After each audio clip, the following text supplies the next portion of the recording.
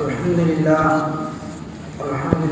رب العالمين والصلاة والسلام على سيد الأنبياء والمرسلين وعلى آله وأصحابه أجمعين أما بعد قال الله تعالى في كلامه المجيد أعوذ بالله من الشيطان الرجيم بسم الله الرحمن الرحيم إن الله لا يضيع عمل عامل منكم من ذكر أو أنثى وقال النبي صلى الله عليه وسلم خير متاع الدنيا المرأة الصالحة صدق الله وصدق رسوله النبي الكريم درود شریف پڑھ لیں اللهم صل على سيدنا محمد وعلى آل سيدنا محمد واصحاب سيدنا محمد وبارك وسلم عليه سبحانك لا علم لنا الا ما علمتنا انك انت العليم الحكيم رب اشرح لي صدري ويسر لي امري واحلل عقدة من لساني يفقهوا قولي. میرے محترم بزرگوں، دوستوں، دینی بھائیوں، تمام تعریفیں اللہ رب العالمین کی پاک ذات کے لیے ہیں کہ جو زمینوں آسمانوں کے درمیان کی تمام مخلوقات کے اکیلے خالق بھی ہیں، مالک بھی ہیں، رب بھی ہیں. اور اللہ رب العالمین نے اپنی پاک کتاب میں جو اپنا تعارف فرمایا ہے، اللہ ویسے ہی فرمایا ان اللہ علی کل شیء قدیر، اللہ ہر چیز پر پوری قدرت رکھتے ہیں. اللہ خالق کل شیء، اللہ ہر ایک چیز کے پیدا کرنے والے ہیں. الحمدللہ رب العالمین، تمام تعریفیں اللہ کے لیے ہیں جو تمام جہانوں کے رب ہیں. رب کے معنی پالنہار، یہ آسان لفظوں میں ضروریات زندگی کی پوری کرنے والی ہستی وہ رب ہے. وَلَهُ الْكِبْرِيَاءُ فِي السَّمَاوَاتِ وَالْأَرْضِ، اور آسمانوں اور زمینوں کی میں بادشاہت اسی کی. اور وہی ذات ہے الہ فی السماء و الہ فی الارض، آسمانوں میں بھی معبود وہی ہے اور زمینوں میں بھی معبود وہی ہے. سب تعریفیں اس اللہ کے لیے. جس پاک ذات نے پوری کائنات کو پیدا فرمایا اور پیدا فرمانے کے بعد حضرت انسان کو سب پر برتری عطا فرمائی. وَلَقَدْ كَرَّمْنَا بَنِي آدم، اولاد آدم کو ہم نے تمام مخلوقات پر فضیلت عطا کی. اور اس کے بعد ہم سب کی طرف سے، پوری امت کی طرف سے بے انتہا درود و سلام کا نزول ہو رسول اکرم صلی اللہ علیہ وسلم کی ذات اقدس پر، آپ کے وجود مبارک پر، آپ کی روح مقدسہ پر اور آپ کے روضۂ انور پر. درود کی بات آئی ہے تو میں عرض کر دوں کہ مجلس میں جب بھی رسول اکرم صلی اللہ علیہ وسلم کا مبارک نام آئے تو ضرور درود پاک ضرور پڑھیے صلی اللہ علیہ وسلم. آپ صلی اللہ علیہ وسلم کے جو ایمان والوں پر حق ہیں ان میں ایک حق یہ ہے کہ جب آپ کا نام نامی سنا جائے تو درود پڑھا جائے. آپ صلی اللہ علیہ وسلم نے صحابہ سے دریافت فرمایا، میرے صحابہ بتاؤ بخیل آدمی کون ہے؟ اور مجھ سے اور آپ سے اگر پوچھا جائے کہ بخیل کون ہے تو جو جواب ہمارا ہوگا وہی صحابہ کا جواب تھا، اور بالکل صحیح درست جواب تھا کہ یا رسول اللہ بخیل اس کو کہتے ہیں کہ جو مال کے جائز ضرورتوں میں خرچ کرنے میں کنجوسی سے کام لیتا. یہی تعریف ہے، جہاں مال خرچ کرنے کی ضرورت ہے وہاں پر خرچ کرنے میں بخل کا اور کنجوسی کا مظاہرہ کرے تو اس کو بخیل کہتے ہیں.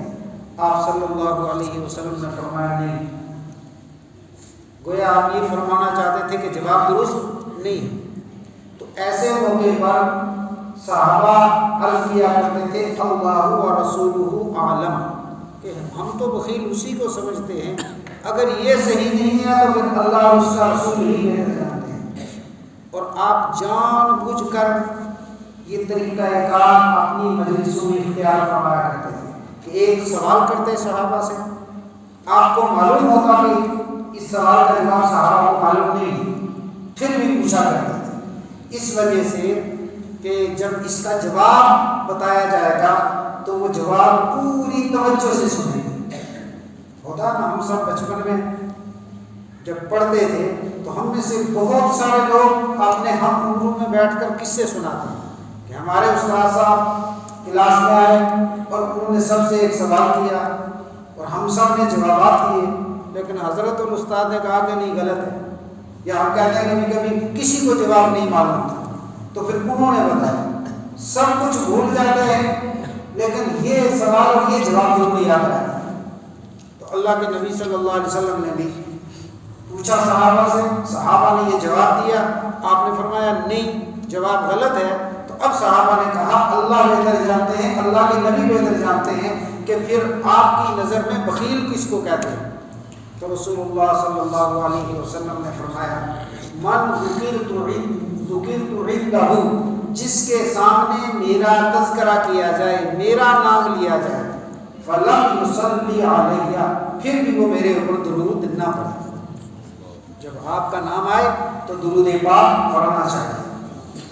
رسول اللہ صلی اللہ علیہ وسلم نے فرمایا من صلی علیہ صلاۃ واحدۃ صلی اللہ علیہ عشر صلوات، جو میرے اوپر ایک مرتبہ درود پڑھے گا اللہ تعالیٰ کی اس پر 10 رحمتیں نازل ہیں۔ مثلا ہم یہاں پر 100 آدمی اگر بیٹھے ہیں تو ایک مرتبہ صلی اللہ علیہ وسلم کہیں گے تو اللہ کی 1000 رحمتوں کا نزول ہمارے اوپر ہوگا۔ یہ دنیا، یہ اس کا اجر نہیں ہے، اثر ہے، اجر نہیں ہے، اس کا کیا ہے؟ اثر ہے۔ اعمال کا ایک اثر ہوتا ہے، ایک اجر ہوتا ہے۔ اجر تو ملے گا آخرت میں، لیکن اثر ظاہر ہوتا ہے دنیا میں۔ جیسے کوئی بندہ نمازی ہے تو کچھ نماز کے اثرات بھی ہیں نا، چہرے پر مومنانہ نور کا ہونا، اور اسی طرح پر بے حیائی کے کاموں سے بندے کا بچ جانا، اللہ کا قرب نصیب ہونا، عزتوں میں اضافے کا ہونا، رزق میں برکت کا ہونا۔ تو اگر کوئی کہے کہ نماز پڑھنے سے یہ ہمیں اجر مل رہا ہے تو غلط ہے۔ یہ نماز کا اجر کہاں ملے گا؟ اجر کا گھر مالک یوم الدین، بدلے کا دن اصل میں وہ قیامت کا دن ہے۔ تو اسی طرح درود پاک کا اجر تو ملے گا آخرت میں، لیکن اس کا اثر یہ ہے کہ اللہ 10 رحمتوں کا نزول فرماتے ہیں۔ اور رسول اللہ صلی اللہ علیہ وسلم نے فرمایا صلو علیہ، میرے اوپر درود پڑھا کرو، فإن الصلاۃ علیہ زکاۃ لکم، کہ میرے اوپر درود پڑھنا یہ تمہارے دل کی پاکیزگی کا سبب ہے، تمہارے لیے باعث برکت ہے، زکاۃ لکم، تمہارے لیے دنیاوی مصیبتوں کے بچاؤ کا ایک ذریعہ ہے۔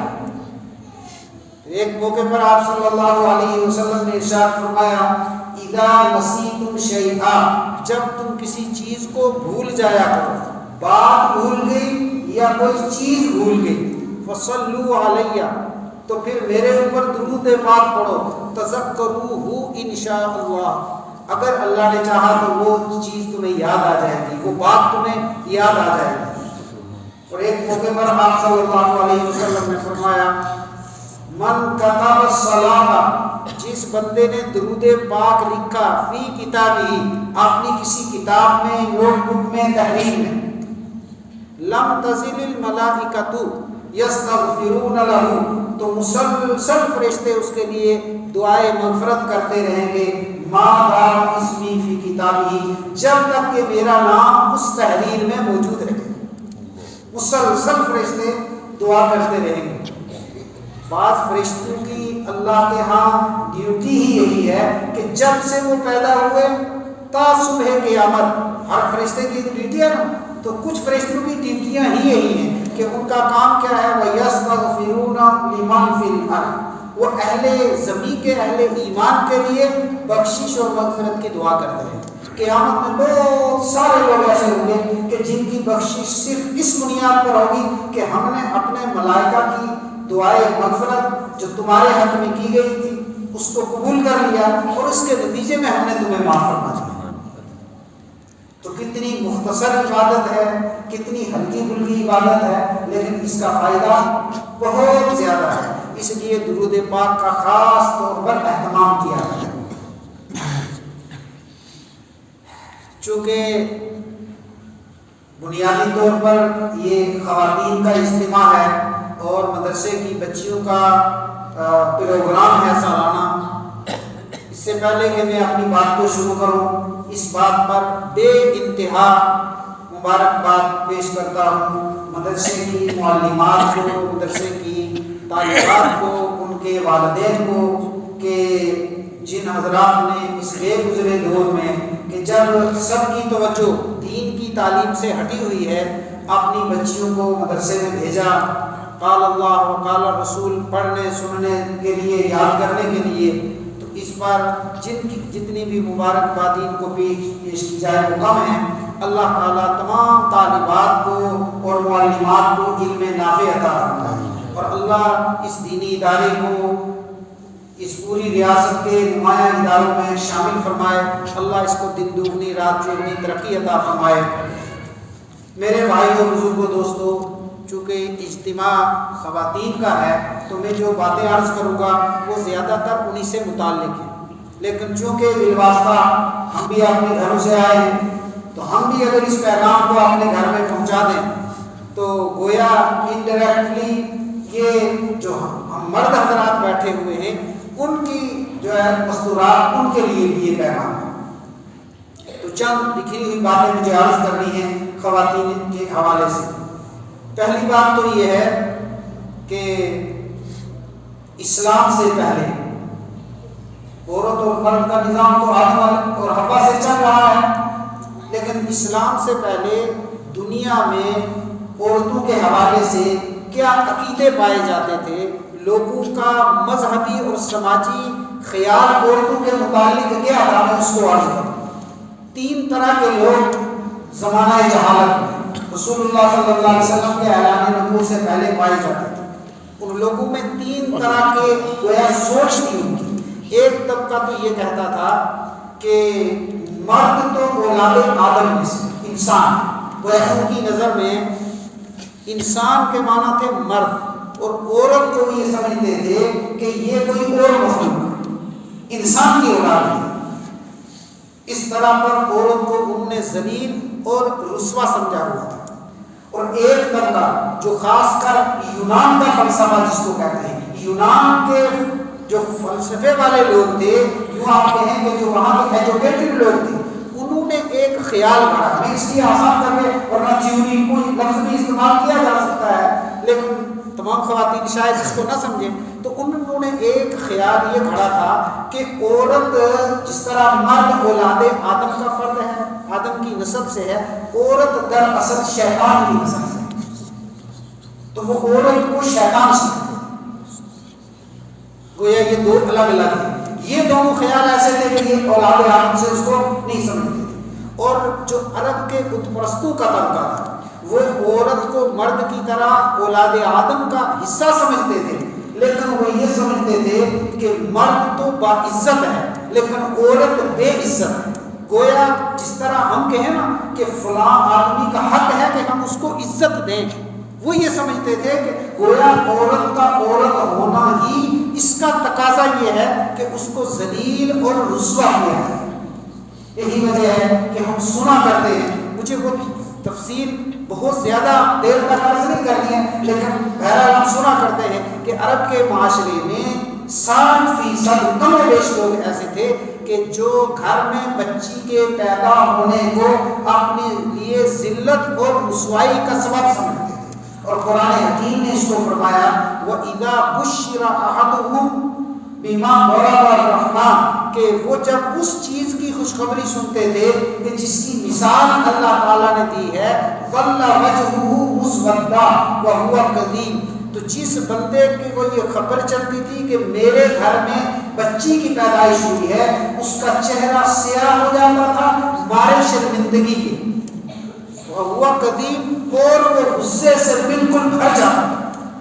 غصہ کس پر؟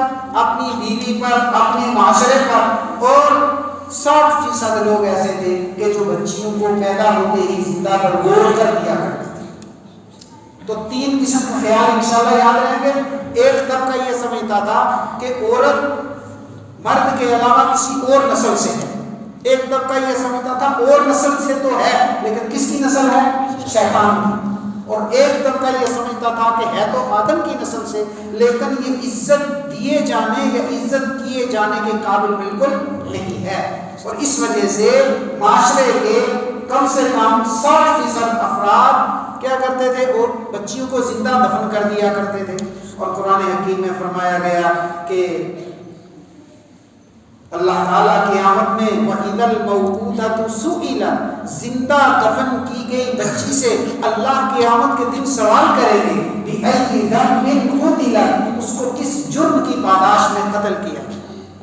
رسول اللہ صلی اللہ علیہ وسلم تشریف فرماتے، آپ کی خدمت میں ایک صحابی آئے اور مجلس میں بیٹھے ہوئے ہیں، اور صحابہ مجلس میں انتہائی ادب کے ساتھ بیٹھا کرتے تھے، لیکن یہ اللہ کا بندہ کبھی دائیں کروٹ، کبھی بائیں کروٹ، کبھی نگاہ نیچے، کبھی اوپر، جس طرح کوئی بندہ پریشان ہوتا ہے، ٹینشن میں ہوتا ہے، اس طرح پر یہ کروٹیں بدل رہے ہیں، کبھی اوپر دیکھتے ہیں، کبھی نیچے دیکھتے ہیں، کبھی دائیں دیکھتے ہیں، کبھی بائیں دیکھتے ہیں، اور چہرہ بھی انتہائی اترا ہوا ہے۔ اور یہ کوئی عام صحابی نہیں تھے، یہ حضرت دحیہ کلبی رضی اللہ تعالی عنہ تھے، جن کی شکل میں جبریل امین آیا کرتے تھے۔ جبریل امین دحیہ کلبی کی شکل میں آتے تھے، اور کبھی کبھار تو یہ ہوتا تھا کہ دحیہ کلبی مجلس میں بیٹھے ہوئے ہیں، ادھر سے جبریل آ کے دوسرا دحیہ کلبی آ گیا، تو صحابہ کو کبھی کبھی مغالطہ لگتا تھا، یہ پہلے سے بیٹھا ہوا جبریل ہے یا آنے والا جبریل ہے؟ یہ پہلے سے بیٹھا ہوا جو بندہ ہے یہ دحیہ کلبی ہے اوریجنل، یا وہ آنے والا ہے؟ ان اللہ اتنے مقبول تو دحیہ کلبی تھے یہ۔ تو آپ صلی اللہ علیہ وسلم نے پوچھا کہ دحیہ کلبی کیا بات ہے، میں تمہیں پریشان دیکھ رہا ہوں۔ تو انہوں نے عرض کیا یا رسول اللہ، مجھ سے زمانہ جہالت میں ایک بڑا گناہ ہو گیا تھا، جس گناہ کے احساس میں یا رسول اللہ بہت پریشان ہوں، اور میں رات کو سو نہیں سکتا، دن میں پریشان رہتا ہوں، میرے ہوش و حواس اڑے ہوئے ہیں، میں حواس باختہ رہتا ہوں، بدحواس رہتا ہوں۔ تو آپ صلی اللہ علیہ وسلم مسکرائے، تو آپ صلی اللہ علیہ وسلم نے ارشاد فرمایا کہ دحیہ کلبی، کیا تمہیں یہ معلوم نہیں ہے الاسلام یہدم ما کان قبلہ، کہ اسلام اپنے سے پہلے سارے گناہوں کو مٹا دیتا ہے۔ جب تم نے کلمہ پڑھ لیا، ایمان لے آئے، تو اب تمہارے گزرے ہوئے زمانے کو نہیں چھیڑا جائے، اب تمہارا ایمانی کیریئر اور تمہاری حقیقی زندگی اس دن شروع ہوئی ہے جب تم ایمان لے آئے۔ اب حساب کتاب تمہارا اس دن سے ہوگا، تو زمانہ جہالت کے گناہ کو یاد کر کے کیوں پریشان ہوتے ہو؟ تمہیں تو خوش ہو جانا چاہیے کہ اسلام نے تمہارے گناہوں کو مٹا دیا ہے، نامہ اعمال پہلے کا بالکل صاف ہو گیا ہے۔ لیکن انہوں نے عرض کیا اللہ کے رسول، میرا گناہ بہت بڑا گناہ ہے، میں چاہنے کے باوجود اس کو بھول ہی نہیں سکتا۔ تب آپ صلی اللہ علیہ وسلم نے سوال کیا کہ وہ کیا ایسا گناہ ہے جس کے خیال میں تم اتنے پریشان رہتے ہو؟ انہوں نے عرض کیا یا رسول اللہ، میں نے زمانے جہالت میں کل 70 بچیوں کو زندہ دفن کیا۔ قبیلے کا میں سردار تھا، ان میں کچھ بچیاں میری تھیں اور کچھ باقی قبیلے والوں کی، جس کے ہاں بچی پیدا ہوتی میں جاتا، ان سے اجازت لیتا، زندہ ضرور کر دیتا۔ لیکن ایک بچی میری اپنی بچی ایسی تھی کہ جس کو میں نے قتل کیا، اور اس کے قتل کا وہ واقعہ مجھے کبھی نہیں بھولتا، جس کی وجہ سے میں پریشان ہوں۔ پھر انہوں نے اپنی سرگزشت سنائی، یا رسول اللہ، میں تاجر پیشہ آدمی تھا اور میری بیوی امید سے تھی، پیٹ میں بچہ تھا، میں تجارتی سفر پر گیا اور ہمارا سفر تقریباً 4-6 ماہ کا ہوتا تھا طویل۔ تو میں نے چلتے وقت اس بیوی کو وصیت کی کہ اگر بچہ پیدا ہوگا اچھی طرح اس کی صحت کا خیال رکھنا، اچھی طرح پرورش کرنا، اور بیٹی پیدا ہوئی تو ہماری قومی نظریے اور رسم کے مطابق اس کو دفن کروا دیا۔ اللہ کے نبی میں کچھ عرصے کے بعد واپس آیا، بیوی سے معلوم کیا، اس نے بتایا کہ بچی پیدا ہوئی تھی، ہم نے اس کو دفن کروا دیا۔ میں مطمئن ہو گیا۔ تقریباً 10-11 سال کا عرصہ گزرا تو میرے گھر میں ایک بچی آئی، لیکن اللہ کی نبی، اللہ نے اس کو صورت بھی بہت پیاری عطا فرمائی تھی، اور وہ جب بولتی تھی تو اس کا انداز گفتگو بھی بہت پیارا تھا، اور جب میں اس کی بات کو سنتا تھا تو میرے دل پر چوٹ لگتی تھی۔ تو میں نے اپنی بیوی سے کہا کہ کتنے خوش نصیب نیک بخت ہوں گے وہ ماں باپ کہ جن کے گھر میں ایسی چاند جیسی بچی ہوگی۔ ہماری قوم کیا کرتی ہے کہ یہ بچیوں کو زندہ دفن کر دیتی ہے۔ بیوی نے یہ سنا تو اس نے سمجھا کہ شاید اس کے سینے میں انسانی جذبات اب بیدار ہونے لگے کہ یہ کہہ رہا ہے کہ ہماری قوم جو کرتی ہے وہ غلط کرتی ہے۔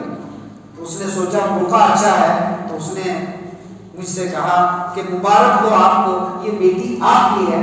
آپ جب تجارتی سفر پر گئے، بچی پیدا ہوئی، میں نے اس کے چہرے کی جانب دیکھا، میری مامتا نے گوارا نہیں کیا کہ میں اس کو دفن کروا دوں، میں نے اس کو اپنے ماں باپ کے ہاں بھیج دیا، انہوں نے پرورش کی۔ آج یہ بچی آئی، میں یہ راز آپ کو بتانا نہیں چاہتی تھی، لیکن اب مجھے یقین ہو گیا ہے کہ آپ کے خیالات بدل چکے ہیں اور آپ کے اندر وہ احساسات بیدار ہو گئے جن کی وجہ سے بچی کو اپنی زندگی کی ایک قیمتی دولت سمجھا جائے، قیمتی سرمایہ سمجھا جائے۔ تو اللہ کے نبی، جو ہی مجھے یہ پتا چلا کہ یہ میری بیٹی ہے، بس وہ جہالت کا پرانا جذبہ وحشت بن کر میرے سر پر سوار ہو گیا، اور میں نے اسی وقت یہ ارادہ کر لیا کہ آج کا سورج غروب ہونے سے پہلے اس کی زندگی کا سورج غروب کرنا۔ میں نے کسی کو نہیں بتایا۔ کدال اٹھائی، وہ اوزار کہ جو کھدائی کے کام آتے تھے، مٹی نکالنے کے کام آتے تھے اس دور میں، وہ اٹھائے اور بچی کو کہا بیٹی آؤ تفریح کے لیے جنگل کی طرف چلتے ہیں۔ بیٹی خوشی خوشی باپ کے ساتھ جا رہی ہے۔ اللہ کے نبی، میں نے اس کو ایک درخت کے سائے میں بٹھایا، میں گڑھا کھودنے لگا، اور بیٹی پوچھتی ہے کہ ابو آپ یہ گڑھا کیوں کھود رہے ہیں؟ تو میں نے اس سے کہا کہ تجھے دفن کرنے کے لیے۔ وہ معصومہ پوچھتی ہے کہ میرے ابو آپ مجھے کیوں دفن کریں گے، میرا کیا جرم، کیا قصور ہے؟ تو میں نے کہا کہ تمہارا بیٹی کی حیثیت سے پیدا ہونا ہی ناقابل تلافی، ناقابل معافی جرم ہے۔ المختصر، گڑھا تیار ہو گیا، میں نے پیشانی کے بالوں سے اس کو پکڑا اور درندگی کی ساتھ میں نے اس کو گھسیٹ کر اس گڑھے میں ڈالا۔ میں اوپر مٹی ڈال رہا تھا اور وہ اپنی زندگی کی بھیک مانگ رہی تھی اور مجھ سے وعدے کر رہی تھی کہ میرے ابا مجھے جینے کا حق دیجئے، میں وعدہ کرتی ہوں میرے کردار کی وجہ سے، میرے کیریکٹر کی وجہ سے آپ کی عزت پر کبھی کوئی دھبا نہیں لگے گا، کوئی حرف نہیں آئے گا، صرف مجھے آپ زندہ رہنے کا حق دیجئے، میں ضروریات زندگی کے سلسلے میں کبھی آپ سے کوئی مطالبہ نہیں کروں گی۔ رسول اکرم صلی اللہ علیہ وسلم نے جب یہاں تک یہ قصہ سنا تو آپ نے پوچھا اللہ کے بندے پھر کیا تم نے اس مظلومہ کی اس درخواست کو قبول نہیں کیا؟ کہنے لگا یا رسول اللہ میں اس وقت پاگل ہو گیا تھا، لیکن اب اس کی وہ آواز اور اس کی وہ درخواست، اس کی وہ التجائیں اب تک میرے کانوں میں گونج رہی ہیں، اور اس معصومہ کا وہ آنسو سے تر چہرہ میری نظروں کے سامنے پھوٹتا ہے۔ جب میں رات کو سوتا ہوں تو یا رسول اللہ ایڑیاں رگڑ کر کروٹیں بدل کر کوشش کرتا ہوں نیند آ جائے، لیکن نیند نہیں آتی۔ رسول اکرم صلی اللہ علیہ وسلم نے ارشاد فرمایا یقیناً اللہ نے تیرا یہ گناہ معاف کر دیا ہے، اس لیے کہ تو نے یہ گناہ اسلام لانے سے پہلے کیا تھا، لیکن اس وقت میری مجلس سے پوچھ جا کہ تیری آنکھوں میں مجھے اس معصومہ کے خون کی رنگت نظر آ رہی ہے۔ یہ اس معاشرے کی حالت تھی کہ 60% لوگوں کو زندہ رہنے کا حق نہیں تھا، لیکن اللہ رب العالمین نے کرم کیا، رسول اکرم صلی اللہ علیہ وسلم تشریف لے آئے اور آپ نے اعلان نبوت فرمایا، اور اللہ تعالیٰ نے آپ کی پاک کتاب میں انسانوں کے ان تمام نظریات کو غلط کہتے ہوئے ارشاد فرمایا یا ایھا الناس انا خلقناکم من نفس واحدہ وخلق منها زوجها کہ اے لوگوں ہم نے تم کو ایک جان یعنی آدم علیہ السلام سے پیدا کیا، اور نظریے تھے نا کہ انسان نہیں ہے عورت، فرمایا وخلق منها زوجها، اور ان کی بیوی کو بھی انہی سے پیدا کیا۔ عورت انسان ہے، یہ اولاد آدم میں سے ہے، یہ آدم کی بیٹی ہے جیسے تم آدم کے بیٹے، وَخَلَقَ مِنْهَا زَوْجَهَا، اس مختصر سے جملے میں ان تمام نظریات کو باطل قرار دے دیا۔ اور پھر اللہ کے نبی صلی اللہ علیہ وسلم نے ارشاد فرمایا کہ عورت ہر اعتبار سے رحمت ہی رحمت ہے، صرف ایک حالت کو چھوڑ کر ہر اعتبار سے رحمت ہے۔ فرمایا کہ اگر بیٹی ہے تو وہ رحمت ہے، اور اگر بہن ہے تو وہ بھائیوں کے لیے عزت اور آبرو ہے، اور اگر بیوی ہے تو میں نے خطبے میں حدیث پڑھی خیر متاع الدنیا المرأة الصالحہ، کہ دنیا کی بہترین دولت وہ نیک بیوی ہے، نیک بیوی۔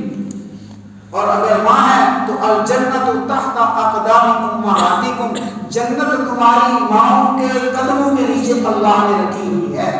جو بندہ دنیا سے اس حال میں گیا کہ اس کی اماں اس پر خوش تھی، اس کا رب بھی اس پر خوش ہے، اور جو دنیا سے اس حال میں گیا کہ اس کی اماں اس سے ناراض تھی، اللہ بھی اس پر ناراض ہے۔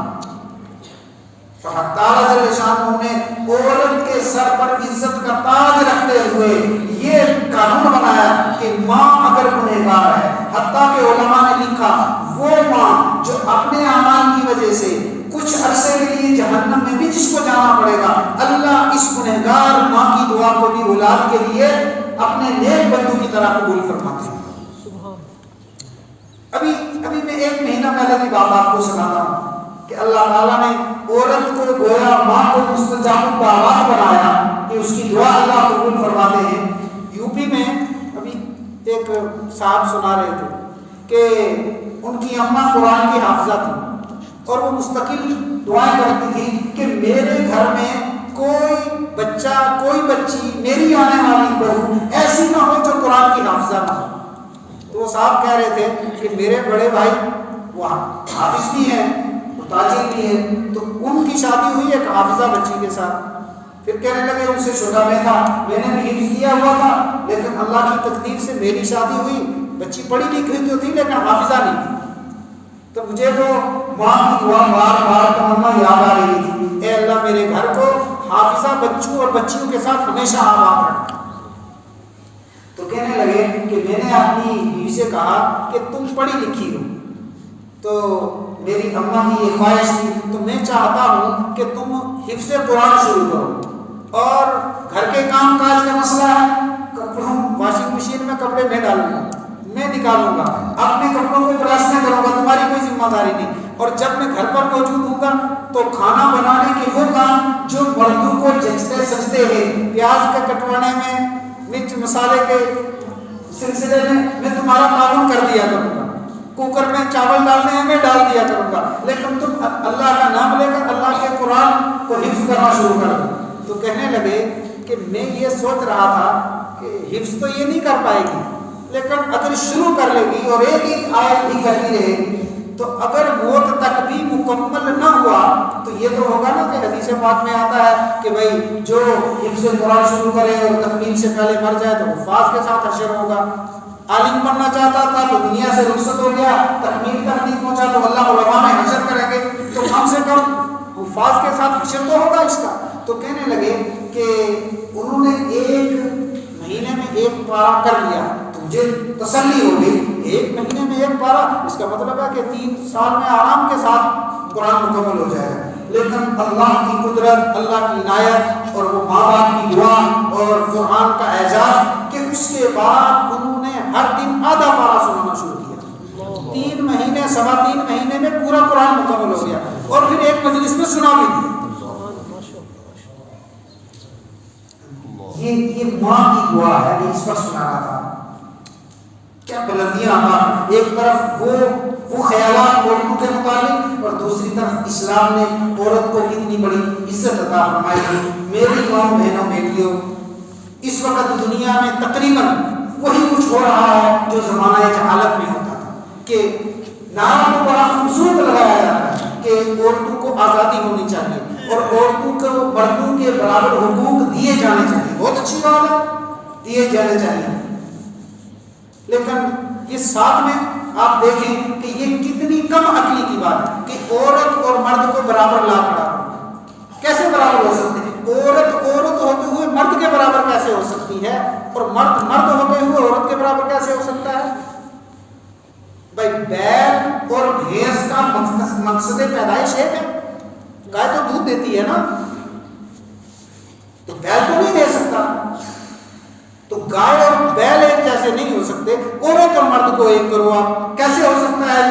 اور یہ دنیا میں جتنے نعرے لگائے گئے آج تک پوری دنیا کے تمام ممالک کی سیاسی تاریخ کو آپ اٹھا کر دیکھیں تو کیا کسی ملک میں ایسا ہے کہ جتنے آج تک وہاں کے وزیر اعظم رہے، صدر رہے، عورتیں مرد اتنے رہتے؟ ایسا ہے؟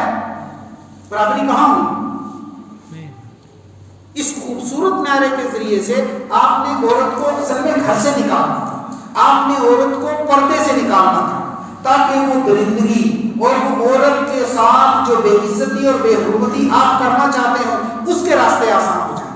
حضرت میر ذوالفقار صاحب دامت برکاتہم اپنی یہ کتاب میں تحریر فرماتے ہیں کہ ہم نے یورپین ممالک میں دیکھا کہ فیکٹریوں میں بھی عورتیں مردوں کی طرح کام کر رہی ہیں، سیمنٹ کی بوریاں اٹھا رہی ہیں اور باقاعدہ ٹرالوں پر ان کو لادا جا رہا ہے. جیسے مرد بڑی بڑی گاڑیوں کی ڈرائیونگ کرتی ہے، عورتیں بھی کرتی ہیں. یہ آپ نے برابری دی کہ عورت وہ کام کر رہی ہے مزدور والا. میرے بھائیوں بزرگوں دوستو، مرد کا مقصد تخلیق اور ہے اور عورت کا اور ہے.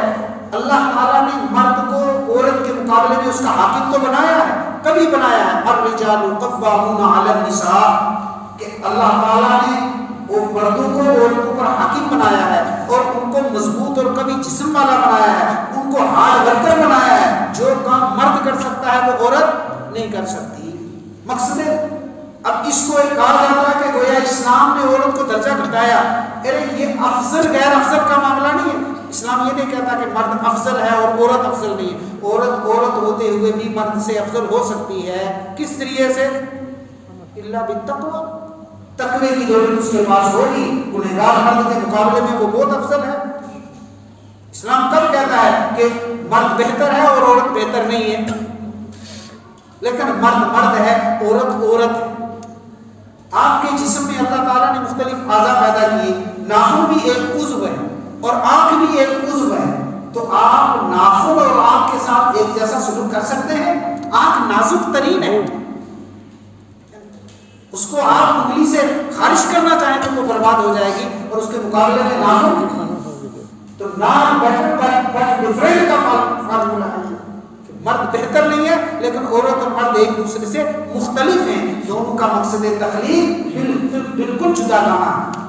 تو اس وقت بھی پوری دنیا میں بے حیائی کا ایک سیلاب امڑ رہا ہے اور العیاذ باللہ، اللہ حفاظت فرمائے. اس سلسلے میں مسلمان زیادہ اس خوبصورت نعرے کو لے رہے ہیں.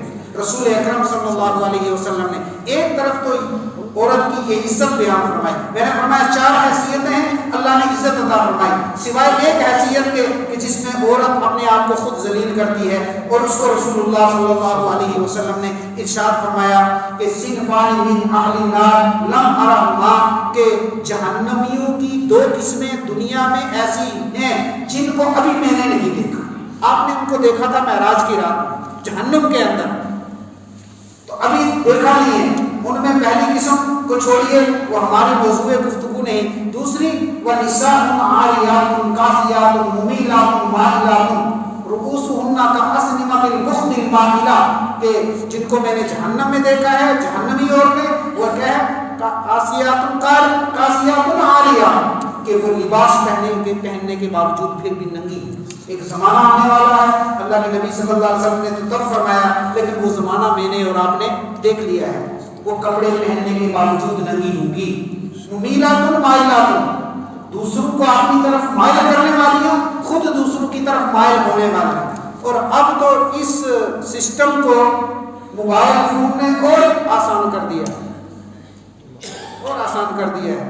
یہ جس کو ہم بڑے سوال کر فخر کے طور پر رکھتے ہیں، یہ الگ بات ہے کہ ضروریات جو اس سے متعلق ہیں ان کے لیے یہ بہت اچھی چیز بھی ہے. لیکن میرے بھائیوں بزرگوں دوستوں، شیطان مردود ملعون کے ہاتھ میں آج تک ایسا اور کوئی جال نہیں آیا جتنا یہ جال موبائل فون آیا ہے. کتنے بچیوں کی عزتیں لٹ گئی اس کی وجہ سے، کتنے سہاگ اجڑ گئے، کتنے بچیوں کی جانیں چلی گئی، بچوں کی جانیں چلی گئیں، اور بڑے بڑے دنیا دار اور بڑے بڑے دیندار حاجی صاحبان علماء کرام ان کی عزتیں ہاتھ میں مل گئی۔ اللہ تعالیٰ اس کے شر سے ہم سب کو محفوظ فرمائے۔ تو اس نے تو اور آسان، تو پہلی بات کیا فرمائی تھی کہ لباس پہنے ہوئے نہیں ہوگی۔ کیا ہم نے آج دیکھ نہیں لیا؟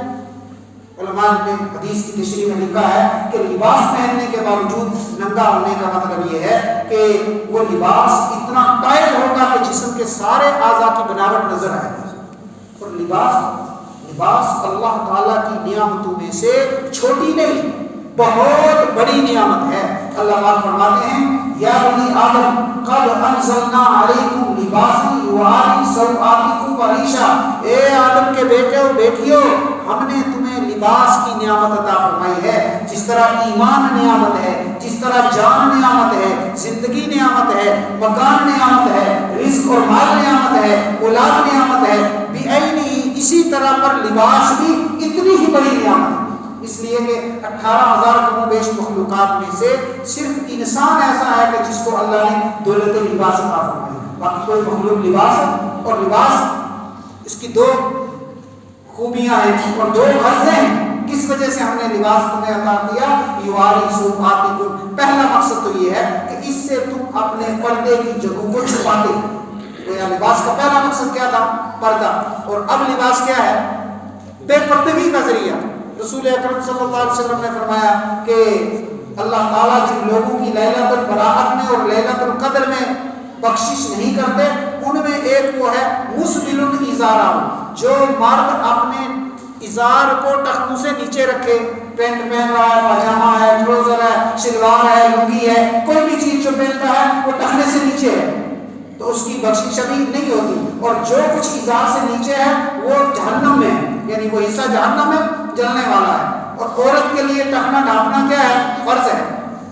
تو جس وجہ سے مرد جہنم میں جانے والا تھا، وہ کام مرد نے شروع کیا ہوا ہے کہ ٹخنوں سے نیچے ہی رکھتا ہے، اور ٹخنا ننگا کرنا عورت کے لیے جہنم میں جانے کا سبب تھا، تو ماشاءاللہ سب کے ٹخنے ننگے ہیں، اور یہ فیشن کے نام پر ہو رہا ہے۔ اللہ کی قسم یہ فیشن نہیں ہے، یہ لعنت ہے، یہ اس لباس کی نعمت کی ناشکری ہے، یہ اپنے آپ کو جہنم کا مستحق بنانا ہے، یہ اپنے آپ کو شیطان کے ہاتھ میں دے دینا ہے۔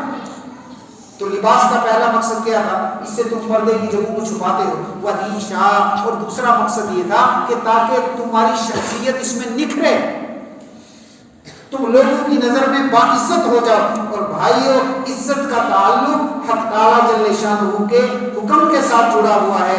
عزت اگر کسی کو پانی ہے تو اللہ کے ساتھ بغاوت کر کے بھی دنیا میں کسی نے عزت پائی ہے؟ یہ تمہاری زیب و زینت ہے، یہ تمہارا حسن ہے، تمہاری خوبصورتی ہے، لیکن جو لباس بے پردگی کا سبب ہو، گویا تم نے اس لباس کو پردے کے طور پر استعمال نہیں کیا۔ تو آپ صلی اللہ علیہ وسلم نے کپڑے پہننے کے باوجود ننگی، ٹائٹ لباس کپڑے پہننے کے باوجود ننگا ہونا ہے، اور باریک لباس کپڑے پہننے کے باوجود ننگا ہونا ہے، اور اسی طرح بالکل آدھا لباس کہ یہاں تک یعنی آدھے آدھے بازو کھلے ہوئے ہیں، ٹخنے ننگے ہیں، یہ ناقص لباس ہے۔ اللہ کی قسم یہ لباس کا بیجا استعمال یہ اپنے آپ کو جہنم کا مستحق بنانا ہے۔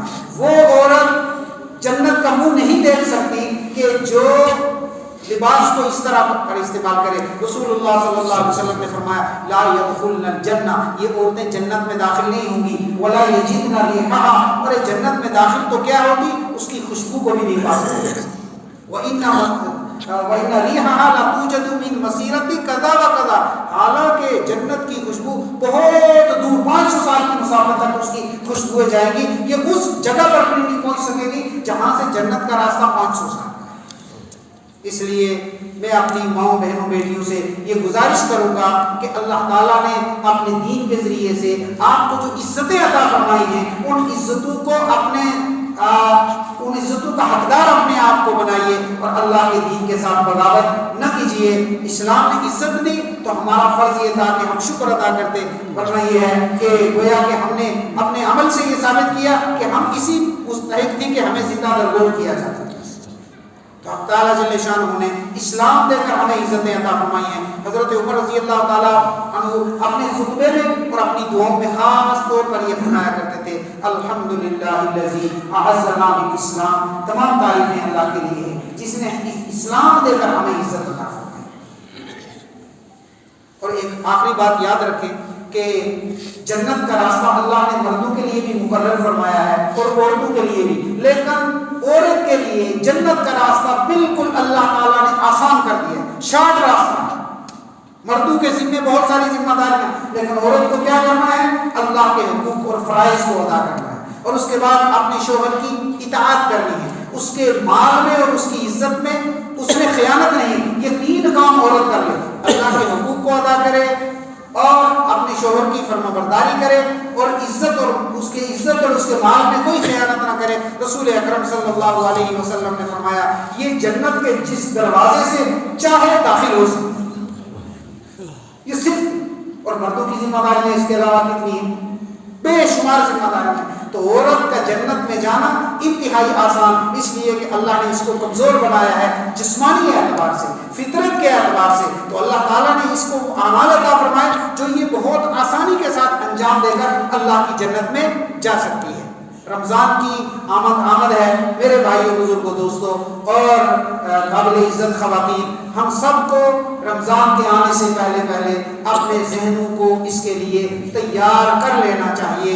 اللہ تعالیٰ نے تمام مخلوقات میں فرق مراتب رکھا ہے، درجے کم اور زیادہ ہے نا.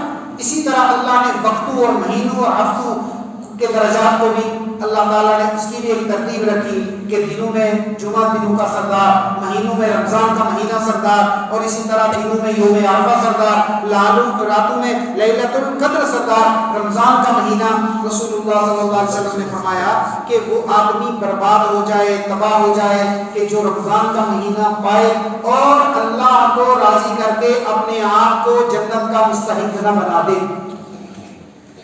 اس کو بددعا دی. تو چونکہ رمضان کا مہینہ آنے والا ہے، ہم سب اپنے آپ کو اس کے لیے تیار کریں. اور اللہ تعالیٰ نے جنت کے راستے کو رمضان میں بہت آسان کر دیا ہے. عام طور پر ہم دیکھتے ہیں کہ شیطان ہم سے کیسے کیسے گناہ کرواتا ہے. تو ہمارے دشمن 2 ہیں، ایک اندر والا ایک باہر والا. اندر کا دشمن ہے اپنا نفس اور اپنا وہ دل جو گناہوں کا عادی ہو گیا ہے. اب تعالیٰ جل شانہ رمضان کی وجہ سے اس نفس کی طاقت کو بالکل کمزور کر دیتے ہیں اور شیطان کو رمضان میں قید کر دیا جاتا ہے. اور اللہ تعالیٰ بندے کے اعمال کی قیمت کو بڑھا دیتے ہیں. 1 نیکی کرے گا 70 نیکیوں کا اس کو ثواب ملے گا. اور اللہ رب العالمین نے ایک رات اس مہینے میں ایسی رکھی جس میں عبادت کی جائے گی تو 80 سال سے زیادہ کی عبادت کا ثواب. عید کی رات ہوگی تو انعام کی رات اس کو قرار دیا گیا. اعتکاف کی نعمت اللہ نے عطا فرمائی ہے. یہ سارے راستے ایسے ہیں تاکہ بندہ رمضان کے مہینے میں ان کے اوقات کو صحیح طریقے سے نیکیوں میں لگا کر اس کی قیمت کو اچھی طرح وصول کرے، کیش کر لے. یہ نیکیوں کے لیے موسم بہار ہے اور اپنے آپ کو رمضان سے پہلے اس کے لیے آمادہ کریں، تیار کریں تاکہ ہم رمضان میں اس کی قیمت کو وصول کریں اور جب رمضان ختم ہو تو ہم ان بندوں میں شمار ہو جائیں کہ جن کی اللہ پاک نے بخشش فرمائی ہے. میں نے جو جملہ عرض کیا کہ اللہ تعالیٰ نے عورتوں کے جسم کے اعتبار سے ان کی ذمہ داریاں کم رکھی ہیں، تو حدیث پاک میں آتا ہے کہ چھوٹے چھوٹے وہ اعمال کہ جن کو عام طور پر گھریلو کام سمجھا جاتا ہے اور ہر عورت کرتی ہے ان کاموں کو، عورتوں کے ان کاموں میں بھی اللہ نے ثواب رکھا ہے. ایک روایت میں آتا ہے کہ عورت اگر گھر میں جو چیزوں کی ترتیب لگاتی ہے، ایک چیز کو ترتیب کے ساتھ رکھنے میں 1 نیکی اس کے لیے لکھی جاتی ہے. بستر کا فولڈ کر کے کسی جگہ پر رکھنا 1 نیکی ملی، اور 1 نیکی سب اس کی 10 ملتی ہیں، اور رمضان المبارک میں اس کی 70 ملتی ہیں. برتن کا دھونا اور اس کو پھر ترتیب کے ساتھ کسی جگہ پر رکھنا، جیسے ساری ہی خواتین کرتی ہیں ان کی ڈیکوریشن کے ساتھ اور ترتیب کے ساتھ 1 نیکی ملتی ہے. عورت شادی ہونے کے بعد جب اپنے ماں باپ کے ہاں پہنچتی ہے تو راستے میں جتنے وہ قدم چل کر جاتی ہے ہر قدم پر اللہ تعالیٰ اس کو 10 نیکیاں عطا فرماتے ہیں. ماں باپ کے ساتھ ملاقات کرتی ہے، اللہ 1 حج کا اس کو ثواب عطا فرماتا ہے. عورت حمل کے دن سے لے کر بچے کے دودھ کے چھڑانے تک جس کی مدت 2 سال ہے، اس درمیان جب بھی موت اس کو آئے گی تو وہ شہید مرے گی. شادی کی عمر کو پہنچی تھی، ابھی رشتہ نہیں ہوا، یہ شادی نہیں ہوئی، رخصتی نہیں ہوئی، دنیا سے رخصت ہو گئی، اللہ تعالیٰ اس کی بخشش اور مغفرت فرما دیتے ہیں، مقام شہادت اس کو عطا فرما دیتے ہیں۔ کتنا آسان ہے یہ راستہ۔ اس لیے ہماری ماؤں بہنوں بیٹیوں کا فرض منصبی ہے کہ اللہ تعالیٰ نے اسلام کی شکل میں، دین کی شکل میں، ایمان کی شکل میں جو نعمت ہمیں عطا فرمائی ہے اس کی بڑی قدردانی کریں۔ اور ایمان کی قدر، اللہ اکبر، اللہ تعالیٰ اپنے پاک کلام میں ارشاد فرماتے ہیں ان الذین آمنوا وعملوا الصالحات اولئک هم خیر البریہ، جو لوگ ایمان لائے اور اس کے بعد صالح اعمال کرتے رہے وہ اللہ کی تمام مخلوقات میں سب سے زیادہ بہترین 18,000 مخلوقات میں سب سے زیادہ بہترین ایمان والے۔ اور ان الذین کفروا من اہل الکتاب والمشرکین فی نار جہنم خالدین فیہا اولئک هم شر البریہ، جو ایمان کی دولت سے محروم ہیں وہ اللہ کی تمام مخلوقات میں سب سے زیادہ بدترین ہیں۔ اللہ نے کتنا کرم کیا، ہمیں دولت ایمان عطا فرمائی، ہمیں اپنے پسندیدہ بندوں میں اللہ تعالیٰ نے شامل فرمایا۔ اس لیے اس زندگی کے 4 دنوں کو غنیمت سمجھیں، اور دنیا فانی ہے میرے بھائیوں بزرگوں دوستوں اور میری ماں بہنوں بیٹیوں، دنیا فانی ہے اور دنیا اس قابل نہیں ہے کہ آخرت کی نعمتوں کو چھوڑ کر دنیا کو پسند کیا جائے۔ قطعاً دنیا اس قابل نہیں، یہ بے وفا ہے، یہ دھوکے کا گھر ہے، اور یہ مکڑی کا جالا ہے، اور یہ مچھر کا پر ہے، اللہ کے نزدیک اس کی کوئی قیمت نہیں۔ لہٰذا اپنی دنیا بنانے کے لیے اپنی آخرت کو قطعاً برباد نہ کریں۔ اور ایک اللہ والے نے بڑی پیاری بات ارشاد فرمائی کہ ہم اس دنیا میں اپنی مرضی سے نہیں آئے اور ہم اس دنیا سے اپنی مرضی کے ساتھ نہیں جائیں گے، تو ہمارا یہ فرض بنتا ہے کہ یہ درمیان والی زندگی بھی ہم اللہ کی مرضی کے مطابق گزاریں، جس اللہ کے لانے سے ہم آئے اور جس اللہ کے بلانے سے ہم چلے جائیں۔ بڑا خوش نصیب ہے وہ آدمی کہ جو اپنی اس زندگی کی قدر کر لے۔ سابقہ امتوں کے ایک نبی کا واقعہ ہے کہ وہ ایک جگہ پر تشریف لے جا رہے تھے تو ایک بوڑھی اماں رو رہی تھی، تو پوچھا وقت کے نبی نے کہ بوڑھی اماں کیوں رو رہی ہو؟ تو وہ کہنے لگی کہ میرا ایک بچہ تھا اور وہ فوت ہو گیا، اکلوتا بیٹا تھا، رو رہی ہوں۔ کتنی عمر کا بچہ تھا؟ کہ 200 سال کا، عمریں لمبی ہوتی تھی۔ تو وقت کے نبی نے صبر کی تلقین بھی فرمائی، لیکن ساتھ میں یہ فرمایا کہ نبی و آخر الزمان حضرت محمد صلی اللہ علیہ وسلم کی امت، بوڑھی اماں ایسی امت ہوگی کہ آپ کا بچہ تو 200 سال زندہ رہا، ان کی کل عمریں 60-70 کے درمیان ہوگی۔ اکثر کی عمریں ایسی ہیں، خود ہمارے نبی صلی اللہ علیہ وسلم کی عمر بھی 60-70 کے درمیان ہے، 63 سال آپ نے عمر پائی۔ تو وہ بوڑھی اماں روتے روتے سبک کر بیٹھ گئی اور عرض کیا کہ اللہ کے نبی، کاش میں اس امت کی فرد ہوتی، میں اس امت کی فرد ہوتی تو میں کسی درخت کے سائے میں بیٹھ کر، کسی جھونپڑی میں بیٹھ کر اپنی زندگی گزارتی، لیکن زندگی اس طرح گزارتی کہ میرا رب مجھ سے خوش ہو جائے، آخرت بنا کے دنیا سے جاتی۔ نبی نے فرمایا کہ وہ امت دنیا میں آئے گی لیکن اتنے لمبے لمبے منصوبے بنائے گی، یوں لگے گا ان کو لے کر جس طرح ان کو دنیا سے کبھی جانا ہی نہیں۔ تو بوڑھی اماں نے کہا کتنی کم عقل وہ امت ہوگی کہ اللہ نے ان کو وہ نبی دیے ہوں گے اور زندگی بہت تھوڑی سی اور وہ آخرت کی تیاری کرے، اس کے بجائے وہ لمبے لمبے منصوبے بنائیں۔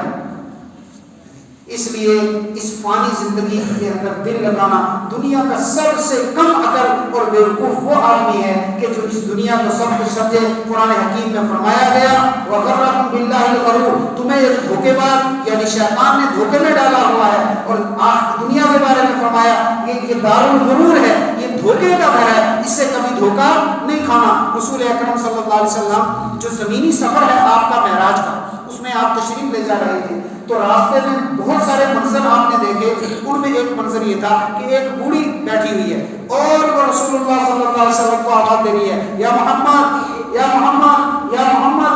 جبریل امین نے آپ سے عرض کیا یا رسول اللہ آپ اس کی طرف نہ توجہ فرمائیں نہ اس کے آواز پر آپ کوئی جواب دیں۔ تو جب آپ آگے گزر گئے تو آپ نے پوچھا جبریل یہ بوڑھی کون تھی؟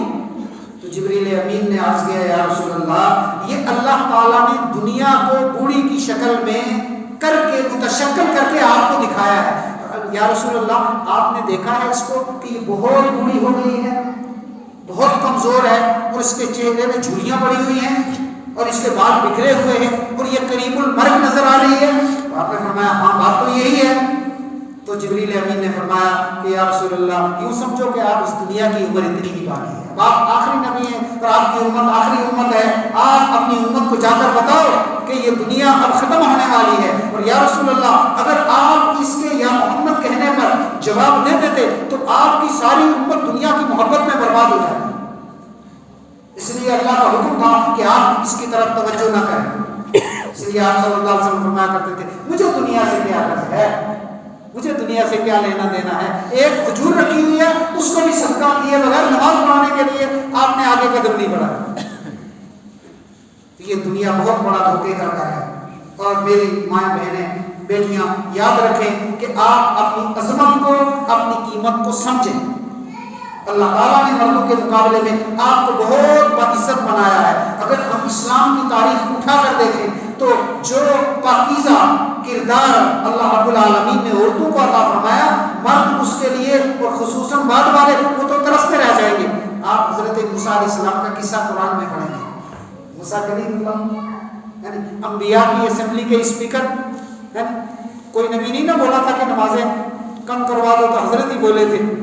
یعنی اللہ کے ساتھ بے تکلف باتیں کرنے والے کتنے عظیم الشان پیغمبر, جو 5 رسول ہے, 5 رسول اولو العزم رسول جن کو کہتے ہیں. سارے نبیوں سے 313 رسول افضل اور 313 میں 5 ان میں موسیٰ علیہ السلام ہے. تو جب آپ موسیٰ علیہ السلام کی پاک زندگی پڑھیں گے تو ان کی ماں کا ذکر آئے گا, یعنی اس ماں کے ایمان کا تذکر آئے گا کہ اللہ کے وعدوں پر اس ماں کو کتنا بڑا یقین ہے کہ اللہ کا حکم ہے بیٹے کو صندوق میں بند کرو اور ڈال دو. کامل یقین ہے کہ میرا اللہ میرے بیٹے کو ضائع نہیں کرے گا. تو موسیٰ علیہ السلام کی والدہ کا ذکر کیے بغیر موسیٰ علیہ السلام کی زندگی پڑھی جا سکتی ہے؟ ابراہیم علیہ السلام کا آپ ذکر خیر کریں. ابراہیم علیہ السلام کا کیا مقام ہے؟ ان ابراہیم کان امۃ, ابراہیم تنے تنہا ایک امت تھے تو فرق, لیکن ایمان اتنا ہے کہ کوئی امت بھی ان کے ایمان کا مقابلہ نہیں کر سکتی. اونچی شان اللہ نے عطا فرمائی ابراہیم علیہ السلام کو. رسول اللہ صلی اللہ علیہ وسلم کے جد امجد آدم علیہ السلام کو کہا جاتا ہے ابو البشر, اور ابراہیم علیہ السلام کو ابو الانبیاء, نبیوں کے بعد. حضرت ابراہیم کے بعد جتنے نبی آئے سارے حضرت ابراہیم کی نسل پاک میں آئے. باقی سب یعنی برادریوں کا جو نمبر کٹ گیا, اس کے بعد نبی ابراہیم کی اولاد کے علاوہ کسی قوم میں نہیں آیا. کتنی مقبولیت تھی ابراہیم علیہ السلام کی. لیکن پڑھیں آپ سیرت ابراہیم علیہ السلام کی تو حضرت ہاجرہ اور حضرت سارہ کا کردار پڑھے بغیر وہ سیرت مکمل ہوگی. ایک عورت کا حصہ ہے کہ نہیں. بیت اللہ شریف کی تاریخ پڑھیں, حضرت ہاجرہ تذکرہ آئے گا کہ نہیں آئے گا. زمزم کے بارے میں پڑھیں تو حضرت ہاجرہ, یعنی صفا مروہ کے چکر آپ کا دیں ہاجرہ کی یاد آئے گی. ہم کمزور ایمان کے ساتھ جا کے چکر لگا رہے تھے تو جب وہاں صفا مروہ کی صحیح تو بار بار یہ بات یاد ہے, یعنی دعا بھی کبھی اس کے لیے بھی زبان رک جاتی تھی. بس یہی تصور دل میں تھا کہ ہماری اماں ہاجرہ ہم تو ایک ایسی حال میں چکر لگا رہے ہیں, اور وہ کیا کیفیات ہوگی جب حضرت ہاجرہ. تو آپ زمزم کا تذکرہ پڑھیں, بیت اللہ شریف کا پڑھیں, مقام ابراہیم کا پڑھیں, یعنی صفا مروہ کا پڑھیں, مینا مزدلفہ کا پڑھیں. ایک عورت کا کردار یاد آئے گا. اور اسلام کی تاریخ آپ پڑھیں تو سب سے پہلے ایک عورت نے راہ خدا میں جام شہادت دیا, حضرت سمیہ رضی اللہ تعالیٰ. اسلام کو اللہ نے جو تقویت عطا فرمائی وہ حضرت خدیجہ کا کردار آپ پڑھیں گے, حضرت عائشہ کا کردار پڑھیں گے. پھر صحابیات کے بعد جو ہے وہ تابعین کی جو عورتیں ہیں اللہ تعالیٰ نے ان کو کیسی عزتیں عطا فرمائی. لیکن یہ سارا کچھ تھا دین اسلام کی وجہ سے. تو اسلام کی دولت دے کر اللہ نے ہمیں عزت کی بلندیاں عطا فرمائی ہیں. تو ہم سب کو چاہیے کہ ہم اپنی اس نعمت کی قدر کریں, ورنہ یاد رکھیں اچھے طریقے سے کہ اللہ پاک نے اپنے پاک کلام میں ارشاد فرمایا وَإِن تَتَوَلَّوْا يَسْتَبْدِلْ قَوْمًا غَيْرَكُمْ. اگر تم دین کو چھوڑ دو گے, اعراض کرو گے تو اللہ تعالیٰ کسی دوسری قوم کے ساتھ تمہارا سودا کرے گا. یعنی تم سے ایمان کی دولت چھین لیں گے اور دوسری قوم کو اللہ تعالیٰ ہدایت عطا فرمائیں گے. 2004 کی بات ہے کہ بعض وہ حضرات کہ جو غیروں کے اندر دعوت دین کا کام کرتے ہیں, تو 2004 کی جو کارکردگی سامنے آئی اس میں یہ تھا کہ کم سے کم 4000 کے آس پاس ہمارے ملک میں لوگوں نے، عورتوں مردوں نے، نوجوان بچے اور بچیوں نے، یونیورسٹی اور کالجز کی بچے بچیوں نے دین قبول کیا ہے۔ تو اس پر اللہ کا شکر، جن حضرات نے یہ کام کیا تھا ان کے لیے اس سے بڑھ کر خوشی کا اور کون سا موقع تھا۔ لیکن ایک صاحب مجلس میں بیٹھے ہوئے تھے تو انہوں نے قرآن کی یہی آیت پڑھی، وَإِن تَتَوَلَّوْا يَسْتَبْدِلْ قَوْمًا غَيْرَكُمْ، اگر تم دین کو چھوڑ دو گے، اعراض کرو گے، منہ موڑ کر چل دو گے، اللہ تمہیں کسی دوسری قوم کے ساتھ تبدیل کر دیں گے۔ انہوں نے فرمایا کہ یہ تصویر کا ایک رخ ہے جو آپ نے پیش کیا ہے، قرآن ہمیں بتا رہا ہے اس کا کوئی دوسرا رخ بھی ہوگا، ذرا اس کا بھی جائزہ لیا جائے کہ مسلمانوں کے بچے بچیاں، اردو اور مردوں میں کتنے لوگ ارتداد کا شکار ہوئے اس سال میں۔ چنانچہ اس کے لیے بھی کام شروع کیا گیا، تو تقریباً 2-3 مہینے کے کیلکولیشن کے بعد معلوم ہوا کہ 2500-3000 کے آس پاس اہل ایمان نے ارتداد اختیار کیا۔